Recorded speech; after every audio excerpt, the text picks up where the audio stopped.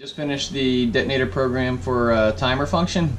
So the normal thermal detonator, when you flip the switch back, it goes off and sounds just like the detonator from the movie. With this new program,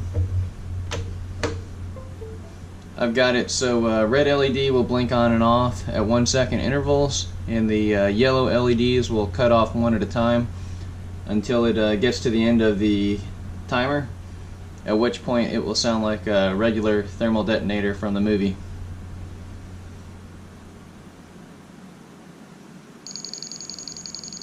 And it can be set for any amount of time.